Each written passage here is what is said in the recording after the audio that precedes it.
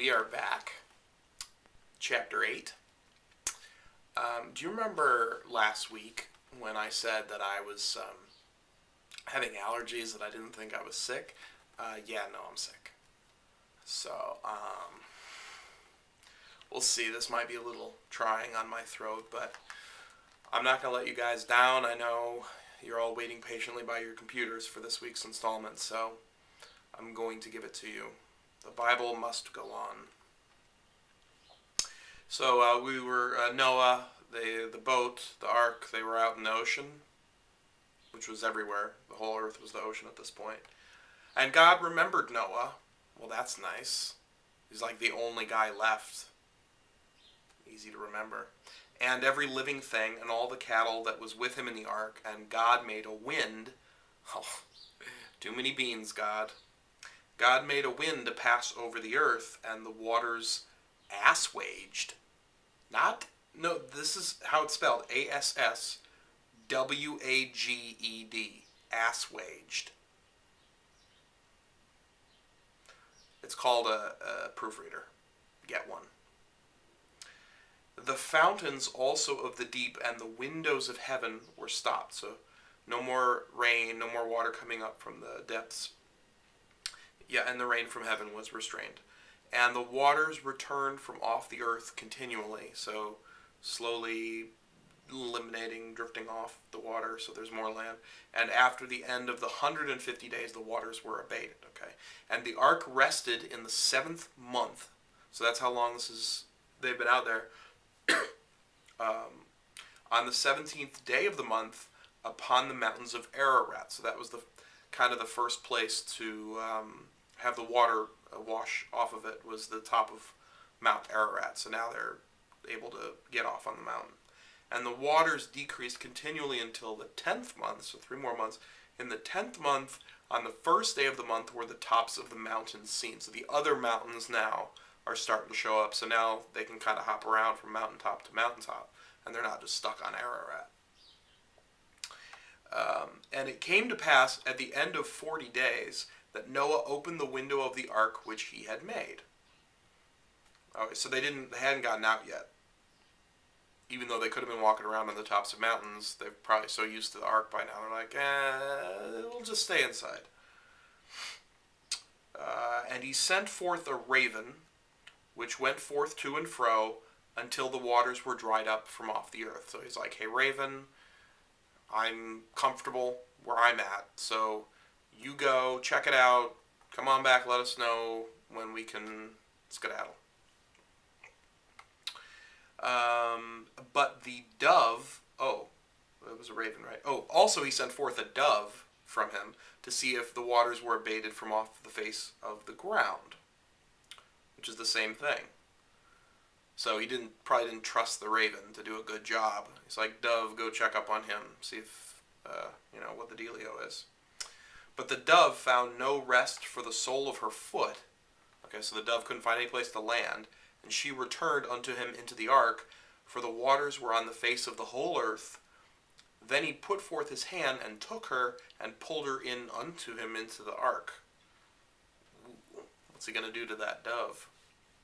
And he stayed yet other 7 days, and again he sent forth the dove out of the ark. So a week later, he's done his bidding with the dove, and go check it out again. And the dove came into him in the evening, and lo, in her mouth, I don't know if I want to read any more of this. In her mouth was an olive leaf plucked off, so Noah knew that the waters were abated from off the earth. Okay, so that's the whole image of the dove and the olive leaf. That's where this comes from. It means there's earth somewhere. And he stayed yet other 7 days, and sent forth the dove, which returned not again unto him any more. I don't blame the dove. You can only take so much, And it came to pass in the 601st year, in the 1st month. Wait, is this how long the ark's been out there? 600 years? Because I thought, wasn't Noah 600 when he got on the ark? Is this in his 601st year? Confused. We'll read on. In the first month, the first day of the month, the waters were dried up from off the earth. And Noah removed the covering of the ark. So it was like there's like a tarp over the top of the ark. And looked, and behold, the face of the ground was dry. And in the second month, I'm very confused about their timeline, I feel like. I want to see this in some sort of graph or pie chart, because I'm not quite grasping it.